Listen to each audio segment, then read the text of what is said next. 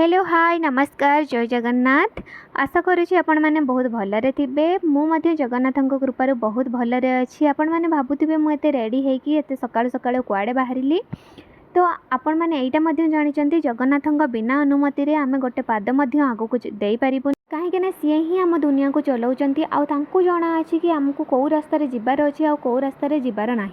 तो फाइनाली मो जगार डाकरा मो पाखक आसी जाइए मु फाइनाली पुरी रे आसिक पहुँची जाइए आउे जगन्नाथ मंदिर जगार दर्शन पाई।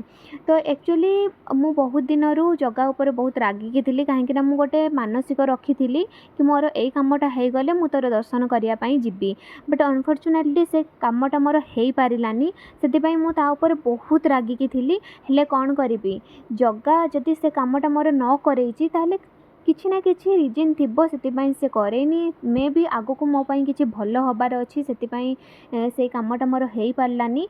तो सेटा भाबिकी मु जगन्नाथଙ୍କ ऊपर भरोसा रखिली कि हाँ मो पई आगो को निहाती किछि गोटे भल हबार अछि जोथि से कामटा मोर हो पारि नथिला। तो समस्त को मुझे जन देवाक चाहूँगी कि सबुबले भगवान उपरे भरोसा रखु आ निजर काम कर चलतु। आपड़ जदि कर्म करुँचे निहाती आपण मानक केबे ना केबे फल निहाती मिल। तो फलर केबे आशा रखुनी सबुबले काम ही लगी पड़तु। तो आपड़ जदि काम करेंगे निहाती आपन को फल मिल जगा जगा केबे भी आपण मानक निराश करनी। तो फाइनाली मु आसिक मंदिर पाखरे पहुँची जाइए। चली चली जीवा बेले मो मनरे खाली गोटे ही आशा थिला कि मुझे भी हो आज जगार दर्शन करके ही जीवी। आपण मैंने देखी नियंतु ये हूँ जगन्नाथ मंदिर सामना व्यू पूरा व्यू।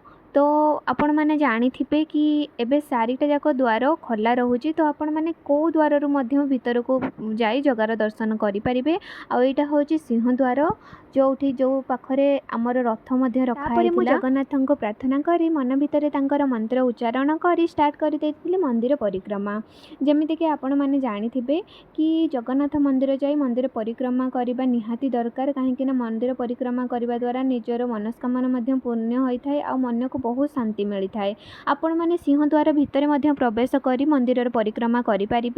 बट मु बाहर परिक्रमा करुली कहीं मत आपण मानक देखैबार थिला कि बाहर दृश्य केमिति देखा जाए आ बाहर सिंह द्वार मोर परिक्रमा स्टार्ट करी। तो चलतु मो सह जगन्नाथ मंदिर परिक्रमा करंतु एवं जगन्नाथ मंदिर परिक्रमा करने द्वारा कौन लाभ होता है ताहा मध्य जानतु। जगन्नाथ मंदिर परिक्रमा कले मन को शांति मिले एवं भक्त माने आध्यात्मिक भाव में संतुष्ट होता मन होता है। मंदिर परिक्रमा करिवारु समस्त मनस्कामना पूर्ण होता है। यह भक्त मान को मंदिर पवित्र परिवेश नहीं जाई एक दिव्य अनुभव प्रदान करे। जगन्नाथ मंदिर परिक्रमा हिंदू धर्म रे एक पवित्र कार्य बोली मन होता है जहाद्वारा आमको पुण्य लाभ होता है।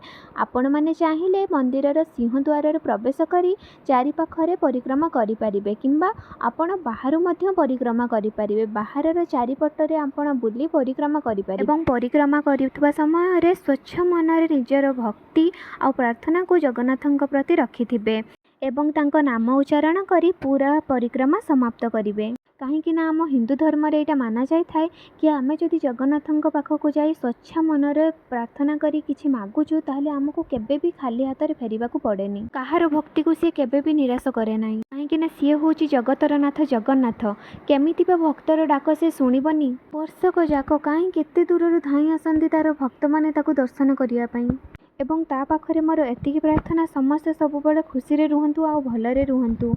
आपण मैंने देखिपे मंदिर परिक्रमार दृश्य केते सुंदर है।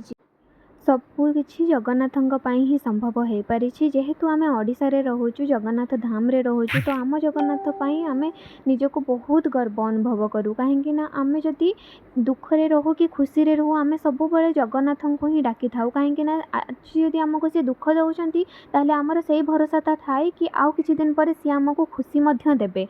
आमे जदि कि दुख रे थाउ सेतेबेले भी आमे जगन्नाथंक ही डाकी थाउ आ जदि आमे केतेबेले खुशी भी हेई थाउ सेटा भी आमे जगन्नाथ को ही डाकी थाउ कहीं आम खुशीर कारण ही सीए। तो आमे किछि अचीव कला परे मध्य आमे जगन्नाथ को ही डाकी थाउ। आखि बंद करी मन भितर आउ थरे जय जगन्नाथ बोली कहंतु। ଯେହେତୁ ମୁଁ ବାହାରର ପରିକ୍ରମା କରୁଥିଲି ମୋତେ ମନ୍ଦିର ଭିତରକୁ ମଧ୍ୟ ଯିବାର ଥିଲା, ମନ୍ଦିର ଭିତରର ପରିକ୍ରମା ମଧ୍ୟ କରିବାର ଥିଲା। ତ ଆପଣମାନେ ଜାଣିଥିବେ ମନ୍ଦିର ଭିତରକୁ ମୋବାଇଲ୍ ଫୋନ୍ ଆଲାଉ ନାହିଁ। ତ ସେଥିପାଇଁ ମୋତେ ଏବେ ମୋବାଇଲ୍ ଫୋନ୍‌କୁ ମୋବାଇଲ୍ ଷ୍ଟାଣ୍ଡରେ ରଖି ମୋତେ ଭିତରକୁ ଯିବାର ଅଛି। କାହିଁକିନା ସବୁଠୁ ବଡ଼ କଥା ମୋତେ ମନ୍ଦିର ଭିତରକୁ ଯାଇ ପ୍ରଥମେ ଜଗାର ଦର୍ଶନ ମଧ୍ୟ କରିବାର ଅଛି। ଫାଷ୍ଟ ମୁଁ ଜଗାର ଦର୍ଶନ କରିବି, ଜଗାର ଦର୍ଶନ କରିସାରିଲା ପରେ ତାପରେ ମୁଁ ମନ୍ଦିର ପରିକ୍ରମା କରି ପୁଣି ଥରେ ବାହାରକୁ ଆସିବି। ତାପରେ ମୁଁ ଯାଇଥିଲି ମୋବାଇଲ୍ ଷ୍ଟାଣ୍ଡକୁ ମୋବାଇଲ୍ ରଖିବା ପାଇଁ। ମୋବାଇଲ୍ ରଖିସାରିବା ପରେ ତାପରେ ମୁଁ ମନ୍ଦିର ଭିତରକୁ ଯାଇଥିଲି। ଫାଇନାଲି ମୁଁ ଜଗାର ଦର୍ଶନ କରିକି ବାହାରକୁ ଆସିଯାଇଥିଲି।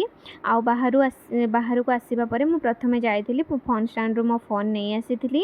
ଆଉ ଆଜି ମୋତେ ଏତେ ଖୁସି ଲାଗୁଥିଲା, ଏତେ ନିଜକୁ ଧନ୍ୟ ମନେ କରୁଥିଲି କି ଜଗାକୁ ମୁଁ ଆଗରୁ କେବେ ବି ଏତେ ପାଖରୁ ଦେଖିନଥିଲି। କାହିଁକିନା ମୁଁ ଆଗରୁ ଯେତେ ଥର ବି ଆସିଛି ଏତେ ଭିଡ଼ ରହିଥାଏ, ଏତେ ଗହଳି ରହିଥାଏ, ଗହଳି ଭିତରେ ମୁଁ ଜଗାକୁ ଦେଖି ହିଁ ପାରେନି ଠିକ୍ସେ।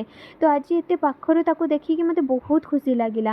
ମୁଁ ଭାବିଲି କି ହଁ, ମୁଁ ସକାଳ ପାଖରୁ ଏତେ କଷ୍ଟ କରିକି ଏତେ ବର୍ଷାରେ ଟ୍ରେନ୍‌ରେ ଆସିଥିଲି, ସେଥିପାଇଁ ମୁଁ ଜଗାକୁ ଦର୍ଶନ କରିପାରିଛି।